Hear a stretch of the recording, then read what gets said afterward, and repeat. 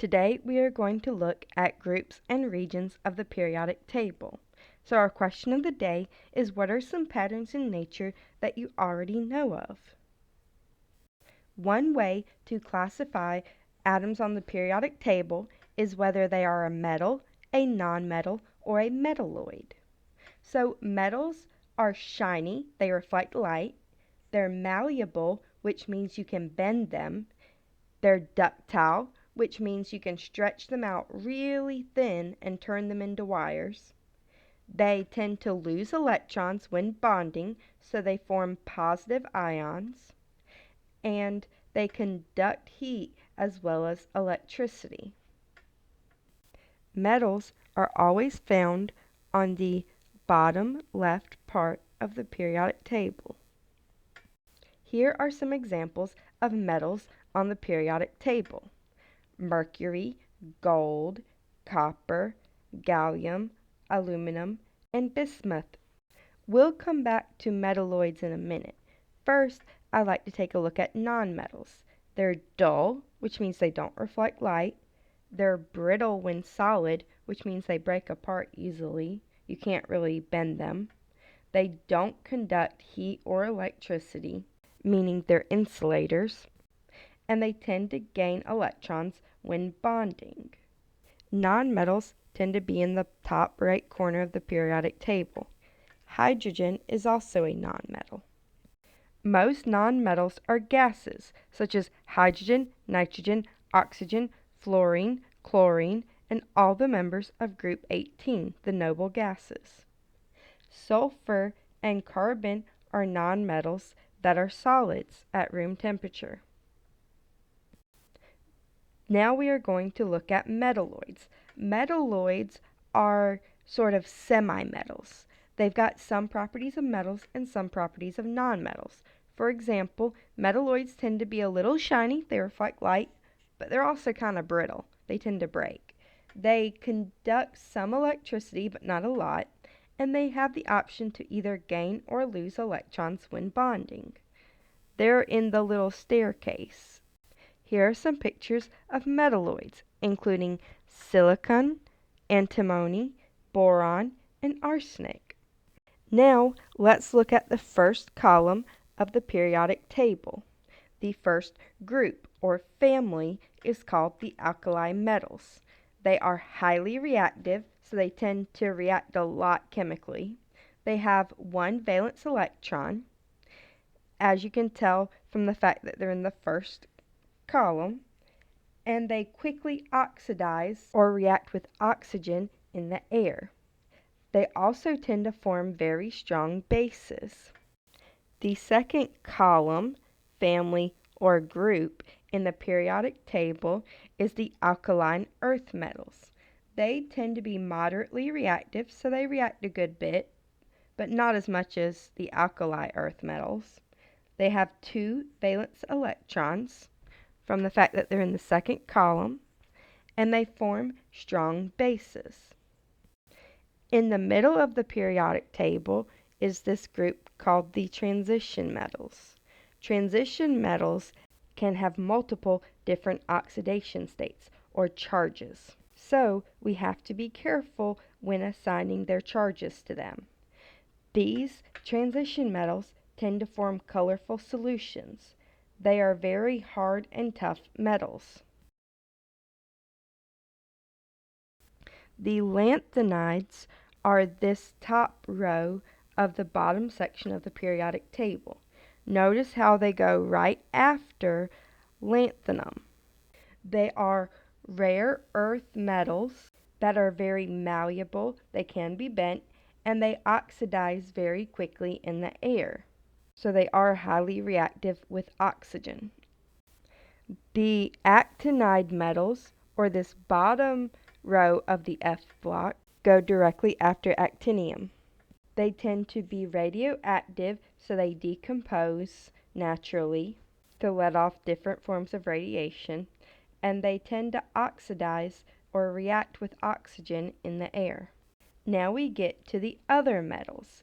Other metals exist below the metalloids in groups 3, 4, 5, and 6, or 13, 14, 15, 16, depending on if you count the transition metals or not. They lose electrons, are shiny, which means they have luster. They're malleable, ductile, and they conduct both heat and electricity just like all other metals. Metalloids, on the other hand, are somewhere between metal and nonmetal. They can be shiny or dull and are somewhat conductive. If we look at halogens, halogens are in the 7th or 17th group on the periodic table. It's the halogen family. They are very, very highly reactive. They have 7th valence electrons, so they tend to gain an electron or make negative charges so that their electron configuration is similar to that of the noble gases. These elements tend to be diatomic gases and can be very poisonous. If you've ever heard of mustard gas, that's chlorine gas.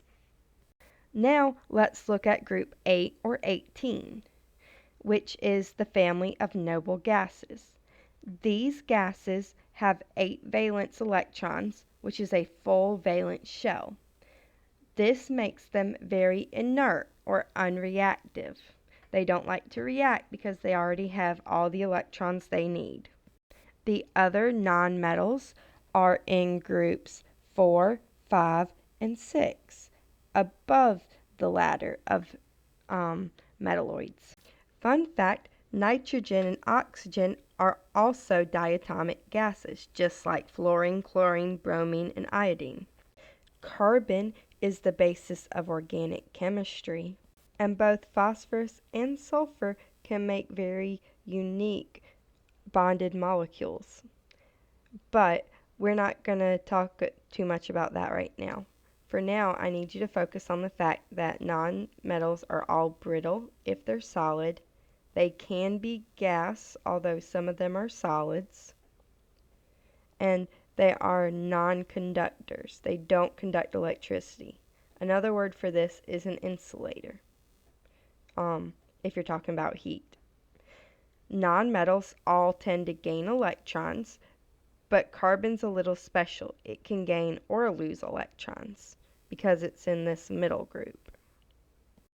I know we've talked about electron configurations before, but let's go back and do a little bit of review. These left two columns, or groups, are the S block. Remember, helium is actually part of the S block.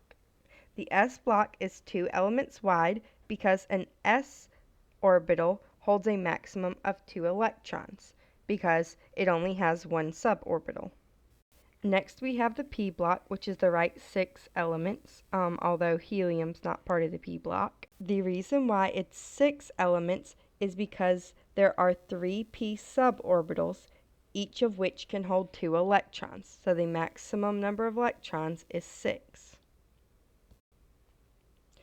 Now we're going to look at the D block, which is our transition metals. D block can have up to 10 electrons because there are 5 d suborbitals. That's also why the D block is 10 elements across. Now, keep in mind, unlike S and P, where 1s is on the first row, 2s and 2p are on the second row, 3s and 3p are on the third row. When you get to D block, there's something called a D shift, where the 3d orbitals are actually on the 4th row, and the 4d orbitals are on the 5th row of the periodic table. This is because the 4s orbital has less energy than the 3d orbital, so they fill up with electrons first. Down at the bottom, your lanthanides and actinides make up your F block. The F block is 14 elements wide because there are 7 F suborbitals, and each suborbital can hold a maximum of 14 electrons. Now, The F block is separated from the rest of the periodic table just to make the table print nicely. But they would in fact go right here between lanthanum and hafnium, as well as actinium and rutherfordium. Our diatomic elements are hydrogen, nitrogen, oxygen, fluorine, chlorine, bromine, and iodine. So the L shape between nitrogen, fluorine, and iodine, as well as hydrogen at the top. And one way we used to remember it was Nafclabri, but feel free to come up with your own way to remember these. There are 7 elements that make a 7, starting at the 7th atom, which is N. And then the extra one is H, because H is very different. These atoms always come in pairs. So you won't see hydrogen floating off by itself. You'll see a pair of hydrogen, or a molecule of hydrogen. Now, I'd like you to pause the video and try the show what you know questions. Let's identify each of these elements as metal, metalloid, or nonmetal. Mercury is in the transition metals, and so is iron. So they're both metals. Neon is a noble gas, which is a nonmetal, and germanium is in the metalloid section, so that little ladder in the part of the periodic table that separates metals and nonmetals. Uranium is all the way at the bottom, so it's a metal, and hydrogen is the only nonmetal on the left side of the periodic table. Calcium is a metal. It forms a +2 ion. And antimony is one of the metalloids. It's right there on that little separating section. Bromine is a halogen, which is a nonmetal. And tungsten is part of our metals. Now, let's try looking at different group members. Write an A wherever you have an alkali metal, a E for alkaline earth, T for transition metal, M for metalloid, H for halogen, or N for noble gas. Chromium is in the D block, so it's a transition metal. Argon is a noble gas because it's in the last column. Potassium is in the first column, which is called the alkali metals. Iodine is a halogen. It's in the next to last column. Silicon is a metalloid. It's right there in the middle of the periodic table between metals and nonmetals. Strontium is in the second column, which is the alkaline earth metals. Palladium is in the middle of the periodic table, so it's a transition metal. It's in that D block. Xenon is in the last column. It is a noble gas. Fluorine is a halogen because it's in the next to last column. And rubidium is in the first column, so it is an alkali metal. Now, let's look at the periodic table blocks. So we need to figure out which block of the periodic table each element is in, the S, P, D, or F. Remember it this way. So you're actually counting odd number of suborbitals. S is 1, P is 3, next odd one's 5, so that's D, and then 7 is F. So to get the number of electrons, or the number of elements in S, P, D, and F, you can actually multiply by 2, because each suborbital holds 2 electrons. So that's 2 for S, 6 for P, 10 for D, and 14 for F. But anyhow, back to the problem. So let's look at number 1, titanium. That is in the D block. It's in the center area. Plutonium, Pu, is at the bottom of the periodic table in the F block. Cadmium, Cd, is also in the middle, titanium. Cesium is in the left side of the periodic table, the S block.